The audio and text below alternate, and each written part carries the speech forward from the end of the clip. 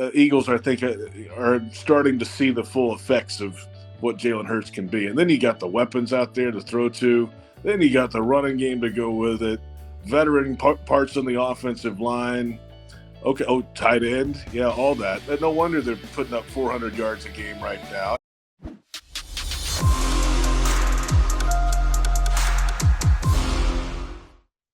Here on Sunday, when Doug Pederson rolls into that building at Lincoln Financial, and he's got a hell of a football team that he has built.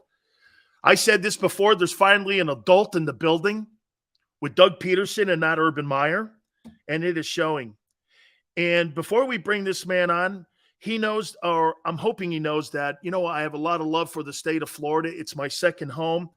Played my ball at the University of Miami, my pro ball too in the state, and those folks are dealing with a lot right now. And remember something, the flooding after the hurricane, once you survive that, this is where people start to lose their lives. They go in to water areas and they don't know power lines are down. They get electrocuted, generators and all of that such. It's such a dangerous time right now. And JP Shadrick joins us now, part of the broadcast team. How you holding up, man? I'm doing well, Dan. It's nice to be on with you. I'm actually in Atlanta. I got out early because my Friday flight was canceled Wednesday because I'm coming up to call the LSU Auburn game on radio, and we stay in Atlanta, so I couldn't get a flight. All the Jaguars media stuff is done early, so I hightailed it out of town today, and I just arrived in Atlanta, so that's the way of the world. But the last couple of days have been okay in Jacksonville, and I think the big stuff really stayed south of town, so that's the good news for Jacksonville. Like you said, the flooding and the high tide it was a little earlier today around lunchtime, and I think that was a real test of, if the surge was really going to do anything in Jacksonville today. Give me an update on the team. Are they in South? I know the Bucs went down to Miami to work out. What have the Jags decided to do? Or did they stay in Jacksonville or did they leave?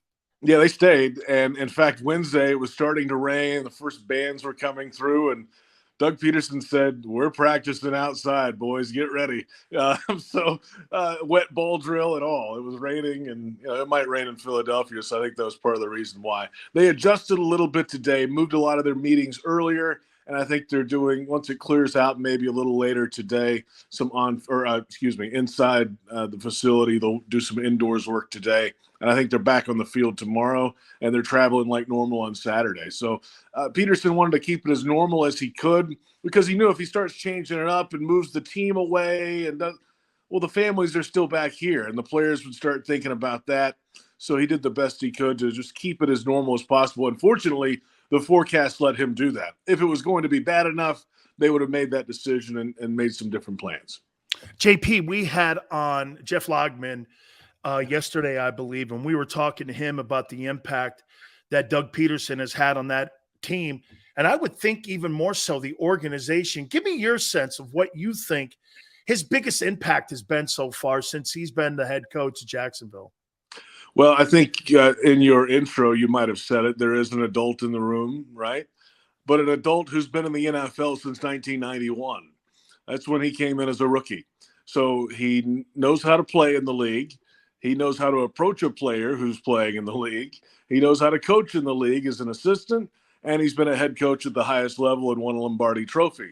And so he's worked at every level of the NFL and understands how the communication should feel between every level in the football side and then on the business side also. He understands how to relate to those who aren't involved in football every day. And for a town like Jacksonville and a marketplace like this, that's a very important piece of this thing.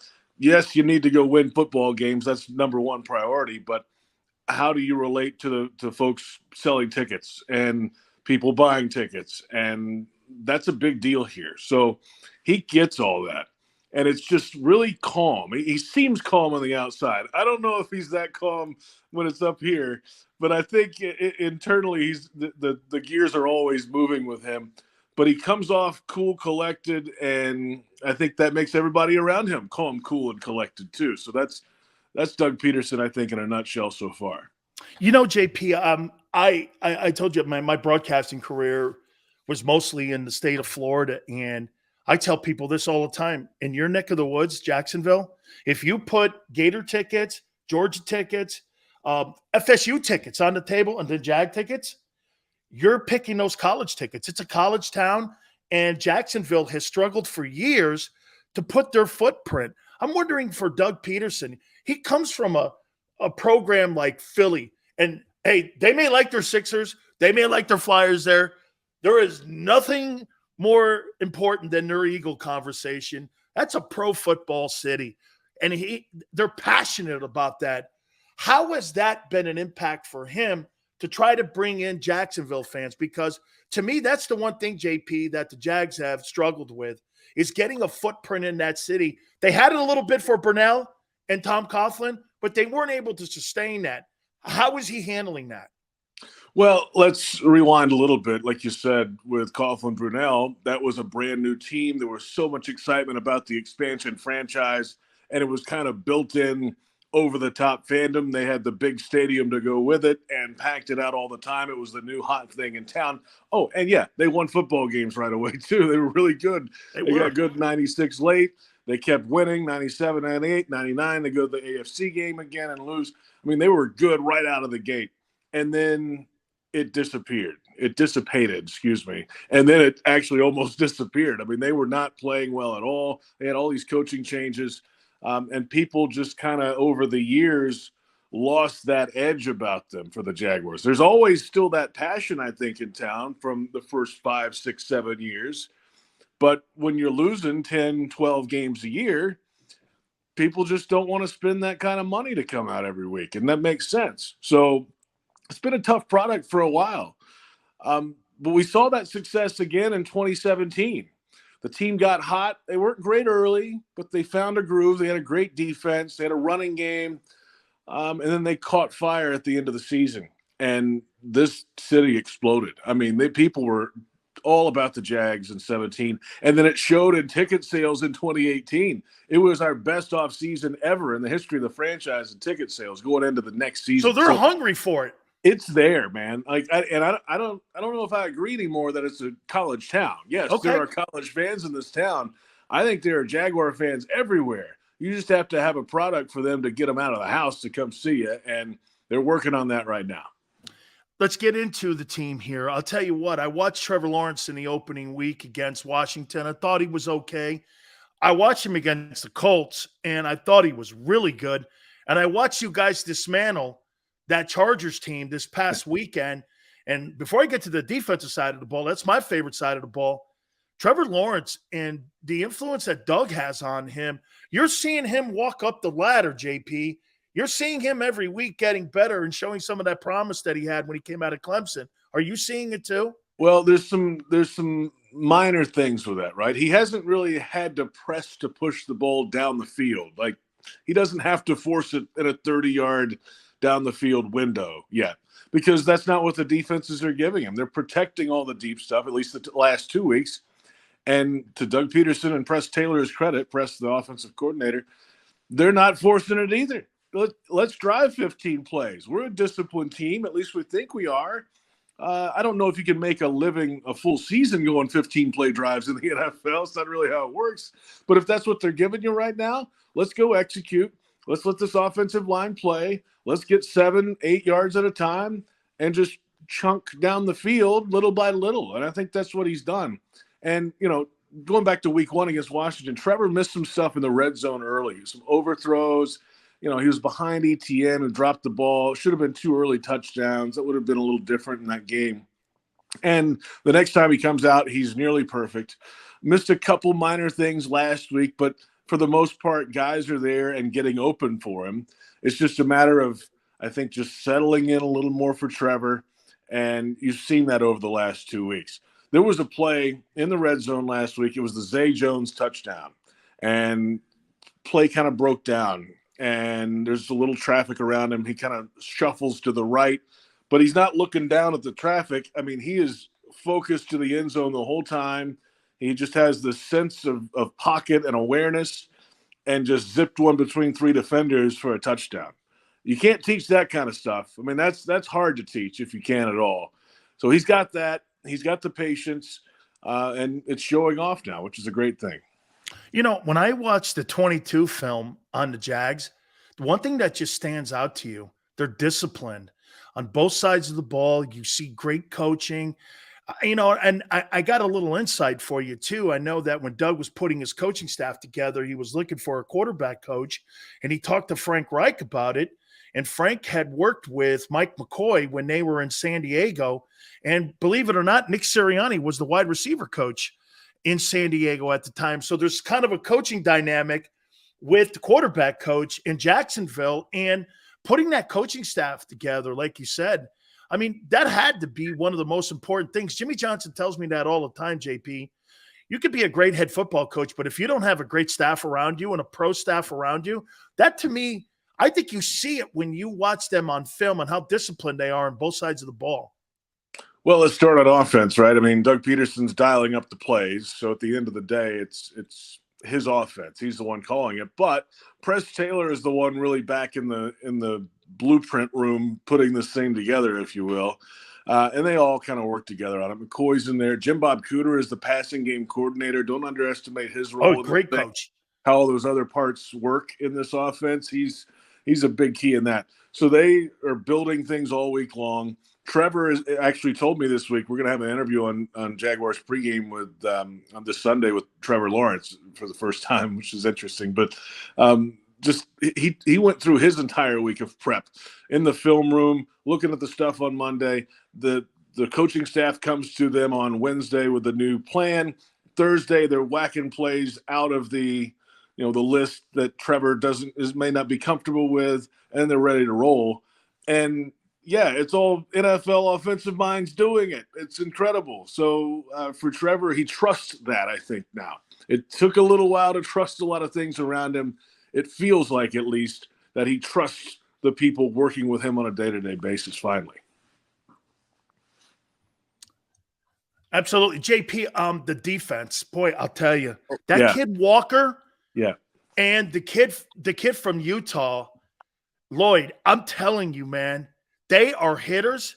They beat that Charger team up this past week. And boy, I'll tell you, that's one of the better looking, maybe back to Calais Campbell's days when we're talking about how good the defense is. Mm-hmm. But talk about that too. And the kid Walker, maybe a couple more sacks you'd like to see him get, but he's an impact player. And the kid Lloyd, I think he's the AFC Defensive Player of the Month. What a tremendous sign by him and draft by him. Just give me your thoughts on their defense. Yeah, and I left out Mike Caldwell, the defensive coordinator, on the last question you asked about the coaching staff. It's his first time as a coordinator in the NFL. Guy played linebacker in the league, was an assistant coach. The whole story was with that crew, has been with Pederson before in different realms. So that makes a lot of sense there. And then you put the parts that he can play with in the equation, and it changes everything. The last two free agency runs, they've beefed up the defensive line. They got Roy Robertson-Harris from Chicago a couple of years ago, and was okay last year. He's really playing big this year in the middle. Foley Fatukasi came in free agency this year, a guy who built his own reputation, was a late-round pick for the Jets, and then over the last 2 or 3 years started making an impact in the middle, and he's really good right now. So that helps those edge guys make plays, right? So Josh Allen is there, former first-round pick. It's his 4th year. Trayvon's flashing. He's just a big, strong. Man, he's a hitter. Fast guy. Man, he hit that guy from the Chargers. I thought he killed him. It's unreal. And then Devin Lloyd rolls in there right next to Foye Oluokun, who's the leading tackler in the league last year with Atlanta. But Lloyd is all over the field too. And that was his MO at Utah. He was around the football. He had interceptions. He's blitzing. He's lining up different places. He's always around the ball. And that's huge. Remember a few years ago, there was a guy named Telvin Smith that played for the Jaguars. It feels like that. Except Telvin was like 205 pounds soaking wet, right? Not Devin Lloyd. He can run after you, chase you down, and make you feel it too, and take the interception to the house if he can get that opportunity. So he is the NFL Defensive Rookie of the Month for September, which is a great honor, of course. And I think it's just the beginning. Secondary guys are playing okay. They actually, the Jaguars lead the league in passes defense this season. I think your corners are really good. Your safety position may be a little maybe a little upgrade in the offseason there, but they're playing good as a unit. I mean, the first 3 games. I think you can't argue with that right now. I mean, Rayshon Jenkins, the safety, I think is playing pretty well early. He was a little bit last year was his first year with the Jaguars. He didn't play up to, I think, the standard everybody hoped. He's doing that so far. And then Cisco couldn't get on the field until the coaching change last year. And now he's the starter in 2022 at the other safety spot. So future's bright there, I think, with Cisco, and Tyson Campbell's great. And they've just got to, kind of keep working it, man, because they're making an impact right now on defense. You allow 10 points in 2 weeks? Yeah, that's pretty good. Yeah, I think so here. Finally here, just you preparing for the Eagles and looking at what Jalen Hurts has done from his first year and with Doug, and now all of a sudden you see he was just named the NFC Offensive Player of the Month. I mean, just what you're watching, just as a guy that's kind of on the outside, and what you do when you prepare for your game stuff. I mean, just give me your sense of what you're seeing with the Eagle team and with Jalen Hurts. Well, I must admit, I am an Alabama alumnus, so I have followed Jalen Hurts for a long, long time and seen this act before. So I get it. He can run, obviously. He can pull it down and doesn't really – it's not like a run-first quarterback option. He can stand back there and sling it around. I think you're starting to see that a little bit, obviously. And you won't find much of a better competitor or – teammate to be around. So the Eagles, I think, are starting to see the full effects of what Jalen Hurts can be. And then you got the weapons out there to throw to. Then you got the running game to go with it. Veteran parts on the offensive line. Okay, tight end. Yeah, all that. No wonder they're putting up 400 yards a game right now. And they haven't even, you talk to people around it, they haven't even played a full game yet.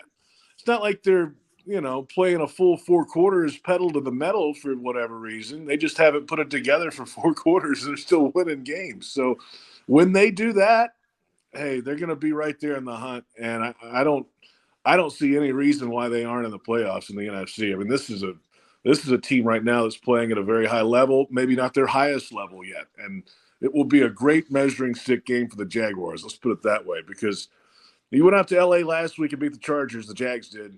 But it was a beat-up team. A lot of guys were out. Bosa left the game. This is almost a full-force Eagles team. If you can measure up and hang with this team and maybe just go win the thing, then the Jaguars might be for real. Absolutely. I since you said Alabama, I got to leave you with this. Well, I ended up playing for Ray Perkins. Yeah. So just so you know, he took over for Barron. So I was getting recruited to go down to Alabama, and I'm a New England kid. I'm from Connecticut. And so, I don't know. He shows up in my driveway in this black Lincoln, came up, recruited me. Finally gets on the phone with me, and he goes, "Hey, how'd you like to come to Alabama?" I go, "Coach, I got to tell you, I don't think there's a lot of Italian guys down in Tuscaloosa. I mean, I don't know, man. I mean, I like Italian." He goes like this, "What are you talking about? We had Johnny Musso." And I went like this, "Johnny Musso?" And you know what the coolest thing about Coach Bryant was? He sent me a handwritten letter, and I still have it. It says, "You know what? Congratulations on your decision. Good luck to you. I'll see you on Sundays." And so, it was really one of my heartfelt things, that when I was getting recruited by that place, by Coach Bryant, and then I ended up playing for Ray Perkins, and I realized maybe I didn't want to go to Alabama because I surely worked my ass off. That's pretty funny. Yeah, that's a good story, man. That's a while ago, too. I didn't want to say it, Dan. That's been a minute. Oh, you think? Hey, JP, be safe, man. I hope your family's safe and all your friends down in Jacksonville. And that state's my second home. So, I mean, I really think a lot about you guys down there. And Tony Baselli couldn't do it, too. He was supposed to do it a couple days ago, but he's moving his family around and such. So thank you so much, my friend. I appreciate it.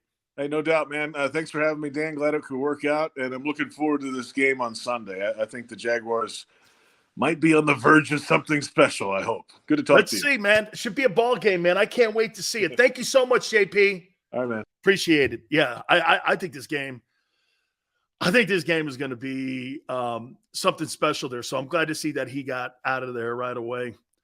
Sileo, you thinking dynasty?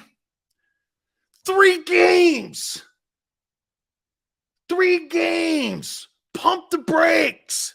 Boy, I'll tell you one thing is evident. Doug walked into that building, man, and changed the whole freaking room. Holy cow. He changed the whole room. Doug P, man. Holy cow. And you fired him? You fired that guy? Hey, quite frankly, hey, who wins the Super Bowl first, Doug P or Nick?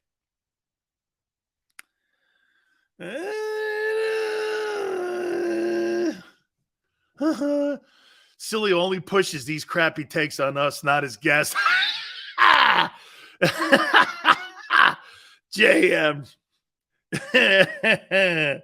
Oh, man. Dynasty. No, you're not building a dynasty. Who wins the Super Bowl first? Dougie P? Wait a minute.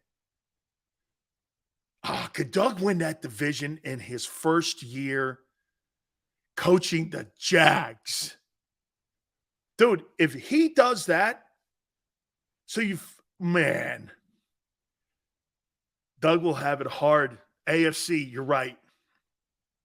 With all those great quarterbacks in the AFC, that's going to be a tough putt. Sileo, he wanted to leave. That's what I'm hearing too. Sileo, you said the Jags are good, so if the Eagles beat them by double digits, I do not want to hear the Eagles had a soft schedule. Well, you have. You do have a soft schedule. What are you talking about? The Commanders? And the upstart Lions that everybody in Philly's pumping up to be like winners of the NFC North? They're better, guys. Relax. They won a few ball games last year. That's a 6-7 win team. If they improve to 7 wins, that'll be incredible. Hulk Hogan Campbell will be in the consideration for Coach of the Year if he does that. I actually like Dan Campbell.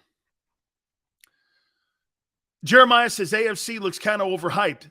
I think you mean the AFC West looks a little bit overhyped. AFC South is the AFC bums. Sirianni will win the Super Bowl before Doug. Really? If Doug goes to another place and wins a Super Bowl, something Andy Reid couldn't do, man. So he wins the Super Bowl in Philly. Then he takes the team to a Super Bowl in Jacksonville. I don't know. That's Hall of Fame. If Doug Pederson has success in Jacksonville, he's going to the Hall of Fame. Tony Dungy's got 1 Super Bowl win. It's not like he's got multiple. Dick Vermeil's got 1 Super Bowl win. Yeah, Doug Peterson's got more in common with Vermeil if he has success.